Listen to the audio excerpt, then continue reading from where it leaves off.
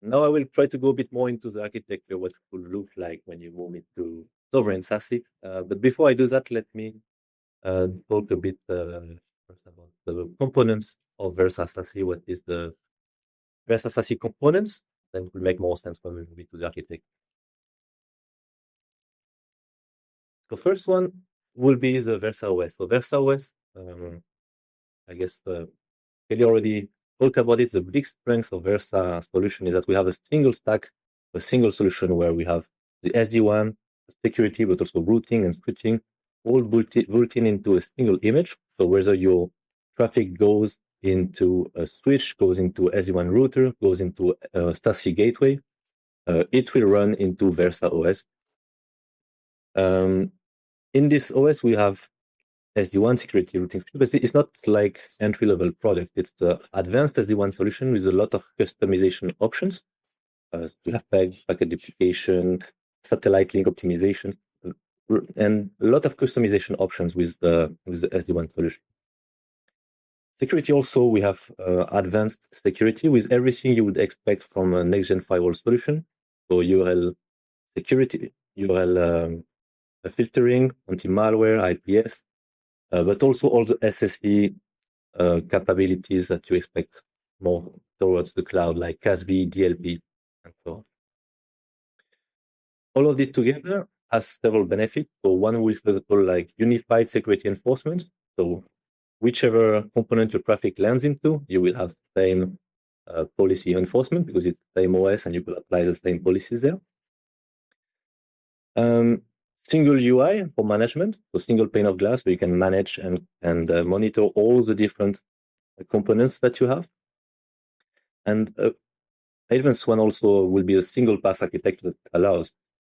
So single pass architecture means that, hey, I don't have multiple components to manage. As Kelly was saying, if I take one vendor for IPS, one vendor for CASB, one vendor for SD-WAN, then I need to group all these together and find out how we integrate these, do the software maintenance and so on. So it adds complexity, which can also create, is not working as expected. Will open new vulnerabilities because of that, and it can be also quite inefficient. With a single solution, and there's a solution in this where everything is a single image, you have a single pane architecture where everything goes into a single flow. When the traffic comes in, we will first try to identify what is the context of this traffic. Who is the user? What's the device? Does it have the right posture? Is it compliant? Where it's coming from? At what time and so on? So I have my context. We do it only once. It's not every component that has to do this context analysis. So we give this context to every other security pieces. So based on the traffic, I would actually decide which security components I want to use. So I will show the demo how to do that. They will all look in parallel the traffic and it be allowed or not. And if all of them allow the traffic, then we will decide where to forward it, look into the SD-WAN optimization and optimize the traffic and send it to the destination. This is a data plane component. So this is the one that will be handling the user traffic. So this is the Versa OS on the left data plane. Can be deployed physical, virtual, in the cloud. Many options there. Then we have the control plane, which is Versa controller.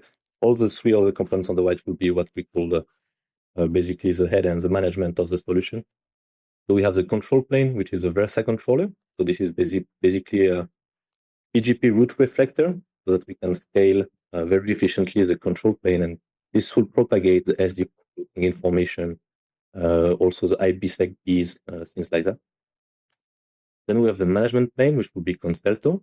So this one will be the UI where you will see a single pane of glass configuration, the log, dashboard, and so on. And finally, the intelligence plane. So this one will be Versa AIOps.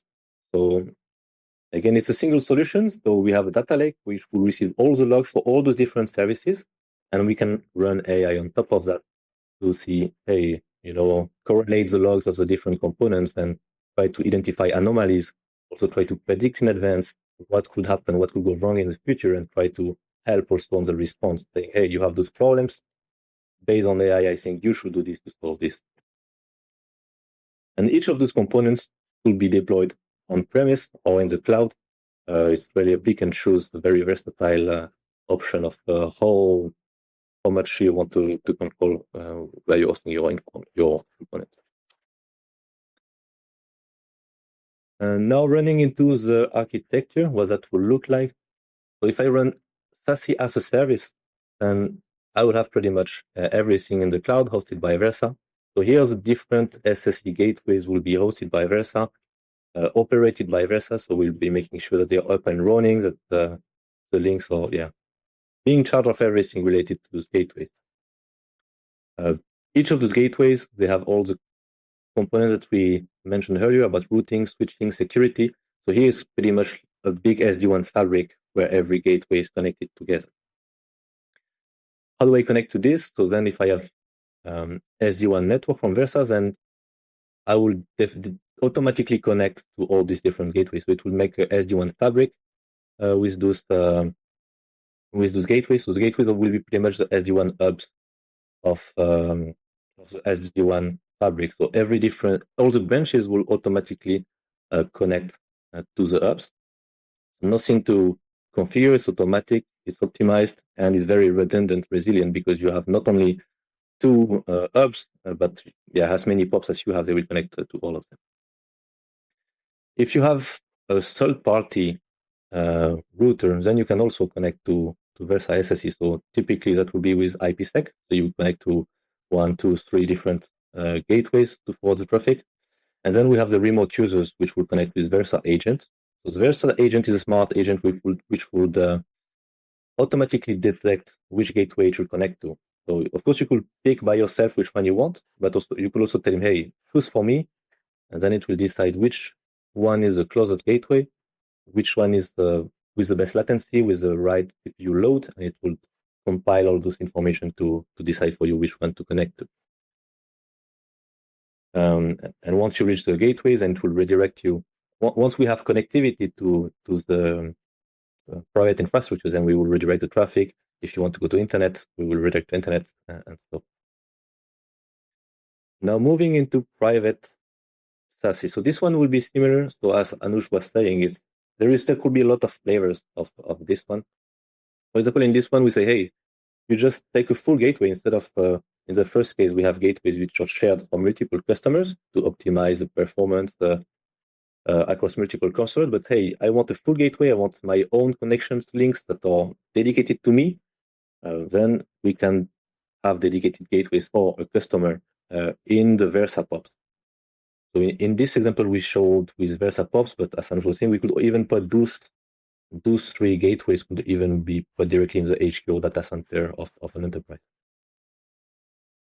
And at the same time, if you want to complement your fabric with, like, let's say you have main location and then you have a few users here and there, you could add another gateway in this other location, but from the Versa cloud, which would be a shared gateway. So you could really pick and choose for each region what you want to do. And now moving into Sovereign SASE. Now this is the one where everything is hosted by an enterprise or by a service provider. So now the customer is in charge of everything. So every link, every rack, everything belongs to him. So he can deploy everything as he wants. And it all behaves the same way. So you still have your SD-WAN, you still have your non-SD-WAN sites. You still connect everything the same way. But it also enables more use cases. So I will go into this in a moment. But for example, in the first use cases, we are connecting to the, if we go to the cloud-based option, we connect to these gateways using IPsec, because we have to connect with IPsec. It's a requirement, it's not a choice. But now that I'm hosting the gateways myself, then do I want to run IPsec? Maybe not. Maybe I don't need to. Maybe I can connect different things. And as long as I can get the traffic through those gateways, I could apply security. So I could connect things like 5G network, for example, and secure it using the gateway. So it opens more options. I will go in more details in a few slides. Let's take now the use case of I am an enterprise. I have no SSE and I want to move into one of the SSE options. First one will be SSE as a service.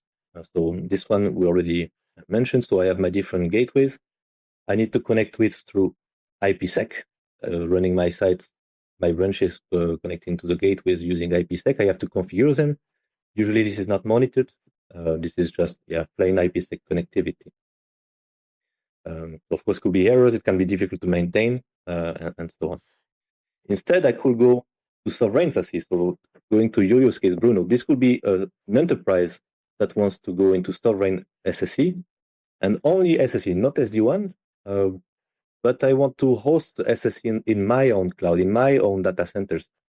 So in this use case, I have, for example, my HQ, my 2 data centers, and I'm hosting my gateways in there. I could also have my own cloud where I host gateways in different locations.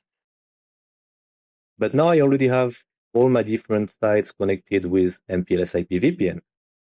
So now if I'm a branch and I want to go to internet, I could configure, I could just say, okay, to go to internet, I need to go through one of those 3 sites, and then I will get redirected towards my gateway and be secured towards internet. So now I don't need even IPsec anymore. Just by deploying the gateway there and routing the traffic through it, then I can secure all my traffic automatically.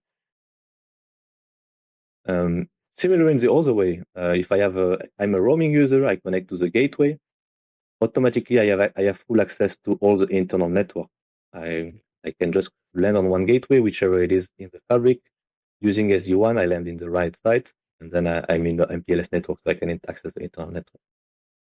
So this would be, for example, an hybrid scenario where I have only SSE and I'm not going to SD-WAN yet, for example, something like that.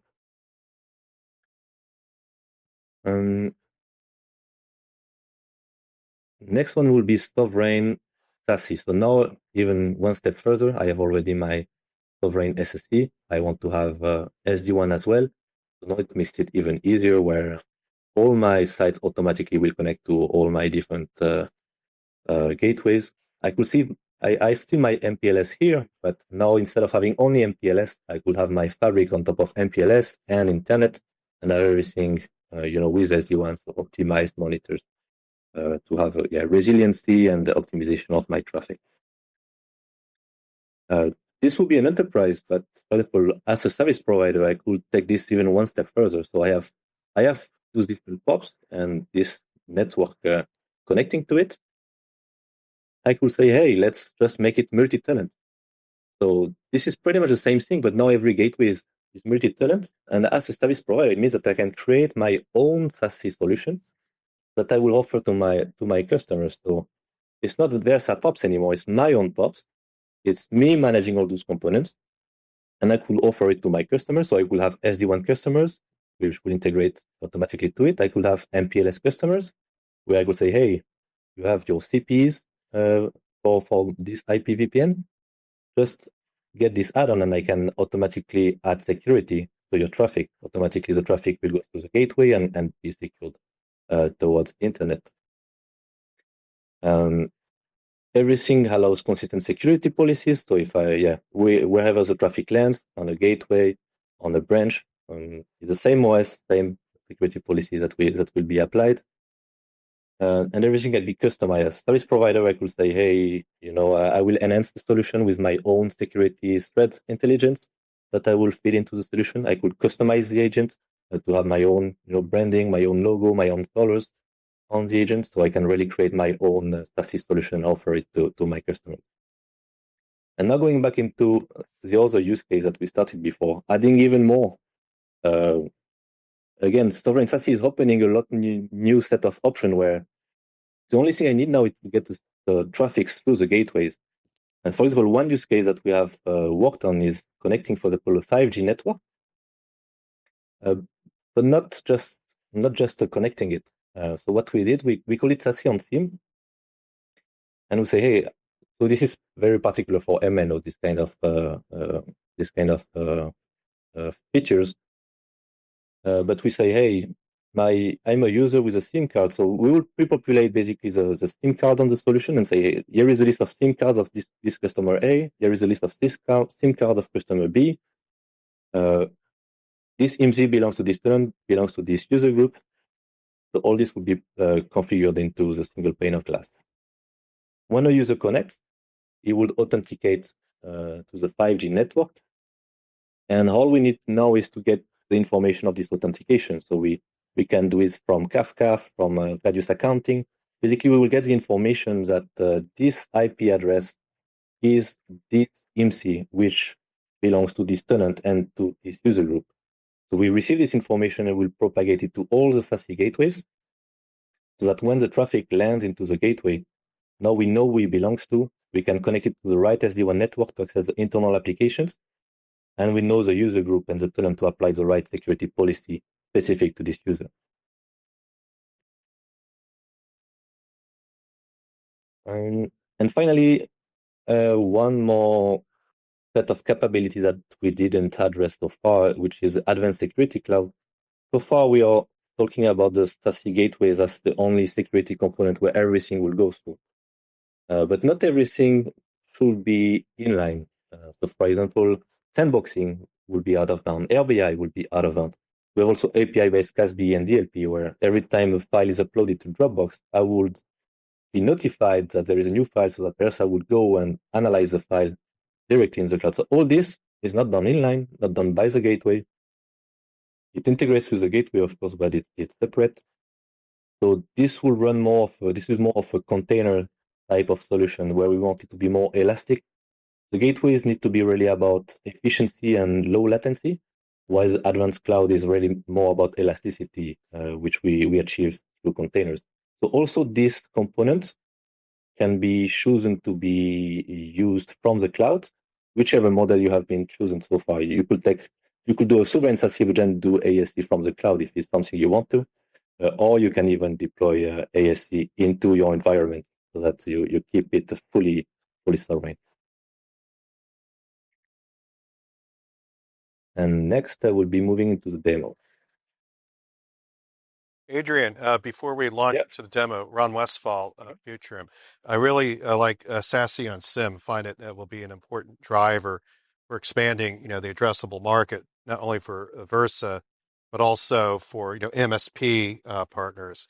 And are there any, I guess, thoughts on how is this impacting, Versa's sales cycle? Is selling Sovereign SASE something that is taking up more time to communicate across, or is it pretty much akin to what you've already been selling in terms of the already established SASE offerings?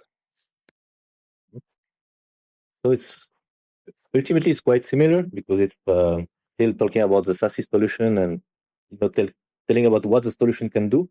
Of course, because it's sovereign, then there is a lot of there is more integration effort where we need to say, hey, what's your infrastructure and how we will integrate with it.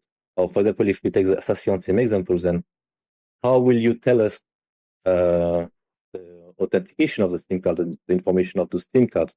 How will you forward the traffic to us? Usually, this is more of the service provider taking care of this. We don't really need to do that, but they also need to take care of how will I forward my data to the SASE gateways. So the solution is the same, but yeah, of course, there is a bit more integration to discuss. Quick question for you, Adrien, Jason Gitter. On the MNO side, do you guys have certain, let's say, certified providers that you guys know that this works with? And the other question is like the IMSI like integration pretty standard across most providers? It's something I'm unfamiliar with. Mm-hmm. So I was told not to share references, but yeah, we have a few already in good deployed or in very good stage of advancement, and of course it has been evolving. So yeah, it has been evolving, and we are moving towards something unified where yes, the goal is to have something reusable for all the MNOs.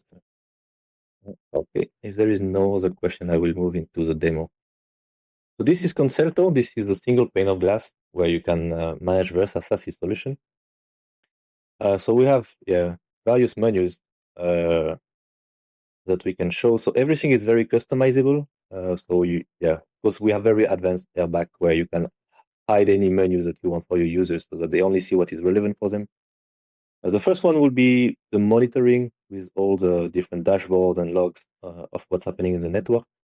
We have aggregated all of them, of course, in a single menu where you have the secure access. That will be the remote users connecting to your gateways. We will have the secure SD-WAN, which will be the on-premise SD-WAN that you will have in your different sites. And then the security, which will aggregate both the SD-WAN on-site security, if you have enabled it, and the cloud security. So everything will be aggregated into the same menu. Let's begin with remote access users. So you will see the list of users that have connected on your network. I've selected the time frame at the beginning, and then I will see my different gateways, where are they located, and who are the users, where do they come from, where did they connect to which gateway. I will see basically a summary of the different users. I will see over time, how many users have been connected at the same time, just to make sure that I'm not overloading my gateways or things like this. How many attempts to connect in case there are failed attempts, but also which are the gateways which have been the most used, where the users are coming from, and so this kind of information. On SD-WAN, you will see also a summary of all your sites. So you will see the different appliances that you have. Are they up? Are they down? Are they see all the information about the interfaces, all the telemetry of the different sites. So a lot of information there as well, without going into much details. But you will see every issue. You will be able to deep dive into the site and see what's happening. And then the security. So on-prem security, cloud security, everything will be aggregated into overview, where you will have aggregated data. Then we will have like shared dashboard, like for example, this would be like URL filtering, threat filtering. This is common for on-prem security and cloud security. So this will be aggregated. But we will also have cloud specific, so more like SSE specific dashboard, like shadow IT discovery, like AI-based security. Based on AI, I can say, hey, I see a risk for this type of for this user. So maybe I want to apply a different security to this user because of weird behaviors that he had, like Superman travel, and I want to have less confidence into him. Also, everything related to API-based CASB, DLP, email protection, ARBI, or everything will be aggregated into these different menus. But if I look at the overview, you will see what you would expect. Firewall actions over time, allow, deny, and top applications, top URLs, top everything happening in your network, and also top threats. So if I want to know if I'm at risk, then you will have an aggregated view of where is my issue. So here there is a gateway that say, hey, I had phishing events, Windows exploits. So I will have information of threat activity over time, top threats, and so on across my network.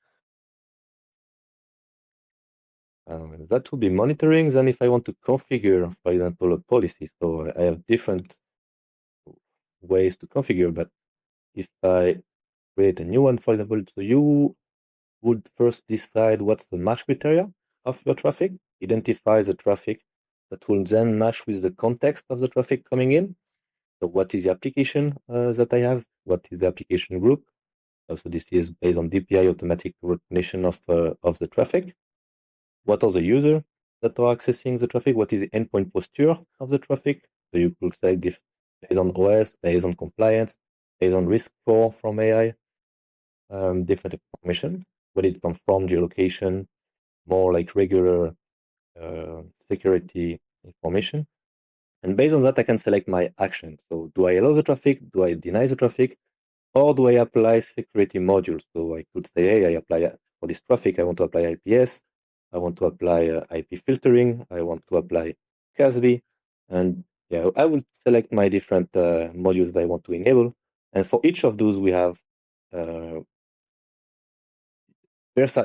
predefined recommended profiles, so that if you just install the Versa solution, you already have recommended profiles to get you quick and running. And then you can also create user-defined profiles. So as a big enterprise or as an SP, you could create your profiles so that you could share them across all the different customers that will reuse your predefined profile as well. Then you have CASB, DLP, sandboxing, and so on. Then I wanted to show some more like sovereign SASE type of menus. So for example, let's say what I was sharing before, like I have installed the SASE in my data center. How do I connect it with my MPLS? So here I will have, for example, what calls the menu is called LAN interface, where I will decide, hey, I have this gateway in my network. Here is the LAN interface of my gateway. I will select the gateway, which one is the interface, which is the VLAN, the IP, the VRF, and pretty much say, hey, how do I connect to my MPLS network? So usually that will be with BGP.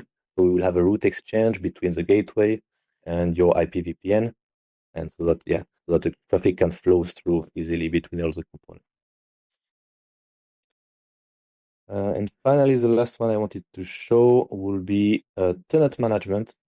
So this will be, for example, obviously that would apply to an MSP with a sovereign SASE which we want to manage their customers, but it could also be like an enterprise, like a large enterprise or government entity that want to have an IoT tenant to really segregate the traffic for IoT. Then I could manage my tenant. Say, okay, first I could select, okay, does it do SD-WAN? Does it do SSD? I can, enable, disable the capabilities for my tenant or my customer.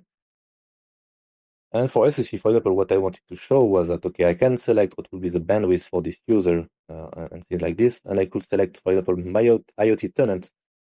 I could give him like a dedicated gateway. So I will have my list of gateways that I deployed in my different data centers. And I will say, hey, okay, so this IoT tenant, I want to enable this gateway that will be very dedicated to him, while the other gateways I will put for my regular user traffic. So I could really manage my SASE solution, adding gateways, creating groups. So this would be like, you can create regions so that you can group your gateways into regions. If I add some gateway so that then I can decide, hey, I have my new gateways. I can say, hey, this tenant can use this amount of bandwidth on my gateway so that you can also contain the tenant or the customers from cannibalizing the bandwidth of each other. So we would have like a committed bandwidth, which is guaranteed, but also like allocated bandwidth where you could burst above your committed bandwidth. So you can manage other subscription of the gateways, also doing this. You could decide what is the IP pool that you will use for the gateway and so on. Really going into the management of what you would, management of your sovereign SASE for your different customers. Hi, I have a question, Carol Warner-Rees. I'm still struggling with the air-gapped concept. When you have access to various cloud providers and various SASE services, why do you think that Sovereign is air-gapped? I mean, I'm missing it. So the concept of air-gapped is always very enterprise or SP specific. In this scenario, right, this concerto, the director, controller, analytics, the entire ecosystem is on their network. And hence, no other customer of Versa, of course, but not even Versa can access that. So that air-gap part is because these 5 components, apart from the data plane, are also sitting over there. So when he was displaying the analytics and this concerto, this entire ecosystem or entire software stack, I shouldn't call ecosystem, is sitting on the hardware of their choice, data center of their choice, and it's separated from everyone. So that's what we meant by air-gapped, unless you had any other related question about what's the definition of air-gapped that we say over here. I have a comment, but I don't want to. Go ahead. So, like, air-gapped is one of those very heavily charged words, especially if you come from a US DoD context. Air-gapped really means air-gapped. This doesn't really mean air-gapped in that context. it's what we used to call building a network. It's on your own equipment, you control it, you manage it. You're still engaged with the technology provider for software updates, bug fixes, CVE resolution and so forth. So I think that's a mental thing that, like, fair enough. We understand your caveats around what you mean by air gapped, but like, yeah, that's fair. I can tell you without sharing more information online that when it comes to defense organizations, sure, they do take it to that level. And when I'm building my own network infrastructure, that's absolutely one way I can do that. So yeah, you don't need to persuade me of that. Got it. But yes, so when we say air gap, complete disclaimer, it's not about that true pure sense of air gap that you were talking about, but when certain organizations procure the solution from us, they go with that pure air gap solution to the personnel level. Yeah. Yes, I like the observation made earlier about the personas that you're dealing with that's evolving. And are you basically now talking to, I guess, just like a new sets of personas, like the chief AI officer? Yes. Okay. Yes. Yes, it's a very very interesting question. So, chief AI officer is a new title in the first place. So what we are seeing is, you will be surprised. Sometimes even the CHRO is on the table, because how do these employees behave and what AI tools they want to use, they want to deploy. It's becoming a huge concern. So chief AI officer, CISO, are these days tied to the hip, because now you're talking about security from a perspective of AI too. And a lot of times in the conversations, very similar rooms like these, they have not come to the table with any kind of sovereignty in mind. But as soon as this conversations arise, and they're talking to each other, not even to us, and they're like, whoa. And then we say, hey, can we talk to you about Sovereign SASE? And they're like, now we are talking even more. So the most interesting part for a vendor like us is to even get them to understand what kind of capabilities does the solution have. Because since last 10 plus years, they are used to, oh, SASE, I consume it from cloud. I pay by the user, I consume it from the cloud. We didn't touch upon a whole lot over here too, but the Adrien did a little bit, is we do it in an aggregated way too. You have your entire network, entire set of requirements, just consolidate it on your SASE, but on a bandwidth basis. You don't even have to go pay me for the user, because that's not what our go-to-market model is, but that's a different subject. There was another question that came up on SASE on SIM, I guess. I'll quickly touch upon that. So the mobile solution, so you take the Sovereign SASE, but now the biggest use case is clientless mobile users. So what we do is we integrate it with the whole packet core of the service providers. Adrien is spot on that it is mainly for service providers, obviously, because they're the wireless service providers. And it's all integrated within the core network. So now we are not talking about every user starting an IPsec tunnel to the gateway and doing it that way. It goes to one location in their core network, and then it's all the policy enforcement is done over there. But that's a game changer, because now you have the IMSI mapping and all that stuff that we've implemented with service providers. So, go ahead. Just to maybe take us in a slightly different direction, with your engagements here with large enterprises, or even small and medium, what are you seeing in terms of requirements for controlling chat AI tool access? There are two extremes. The one extreme, which I don't think is sustainable, or at least not sustainable now, is just block it. I don't want my guys to use it. But it is tremendous pressure that SMB mid-market, maybe based on the vertical, you will get away with that strategy. Every large enterprise is almost out of that realm, right? So in that space, these kind of solutions become even more important, because now they're saying, I'm going to selectively block it or otherwise. I'll give an example. There is a engineering development organization.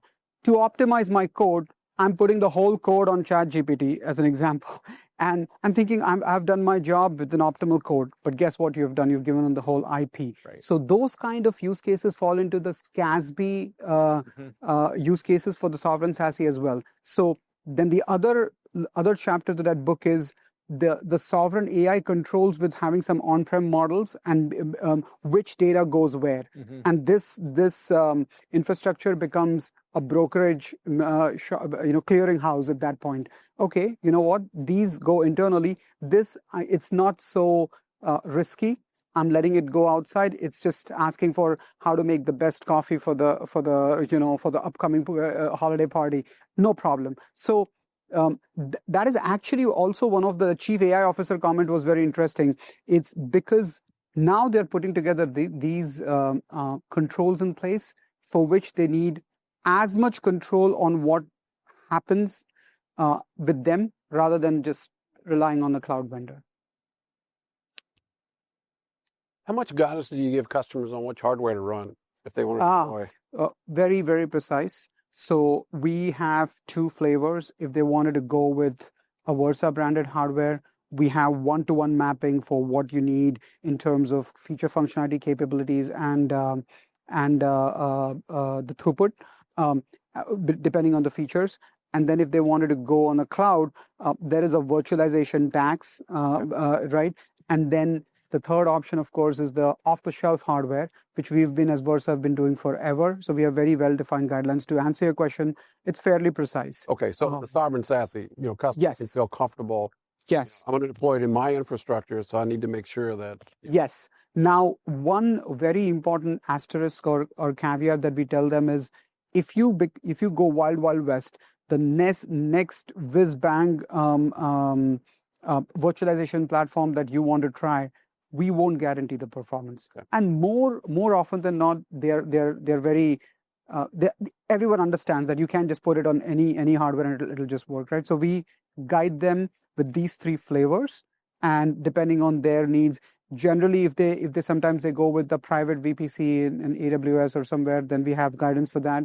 Then or Versa branded is plug and play, and then there is off the shelf, but we provide precise guidance. Okay. Is it just requirements like in terms of hardware or compute resources, or do you actually work with certain vendors and have like Versa certified? Both. But let me split that hair a little bit. Let's say if your SSL decryption needs and your specific data analysis needs is different, then it's a little bit more open. For example, there is one big organization that's heavily ZTNA only. That's much easier use case when it comes to as compared to say a DPI use case on IPS, IDS, and so on. So to answer your question, we have Versa certified appliances, both Versa branded and other vendors that fits in. We have extreme amount of benchmarking of what services that you want to enable on those. And then when it comes to some basic use cases, you could open it up to a lot other platforms and even the cloud vendors. So those are the two simple lines of demarcation where what kind of services you need, but we have Versa branded and off the shelf. Do you have a program where you would work with a service provider to certify hardware? Yes, we do that. We do that all the time, but that needs scale. And service provider is the right profile for that. Generally, an enterprise would not tell us to do that unless they have some humongous contracts with a specific vendor, and we don't support. But look, we've been around for 12 years, and the VOS fundamentals have been same. So the advantage of that is there are a lot of common vendors that are already certified. Very rarely we'll come across with someone who says, you want something completely different. At that point, we'll work with them to certify, depending on the scale, of course. It becomes a business decision at some point then. Alongside prompt poisoning, returning to that question, another hot topic, at least at the recent MWC 25 event, is API security. And from your perspective, is this something that's also integral to? Yes. And API, these gateways actually sit right in front of the API gateways. So a lot of times, when I said nearness to your application, right, that is one of the nuanced flavor that I want my SSC gateway to be sitting right where my rest of the network is. Even the SASE on SIM solution, right? The packet, I'm having my Versa gateway sit right next to my packet core so that every packet comes in. Of course, one, I can upsell my service, but every packet is being secured in a certain way, to a certain degree. Pretty reassuring. So I know it just turned red, so I will give you back the floor, Tom, but thank you. And I'm around here for more questions.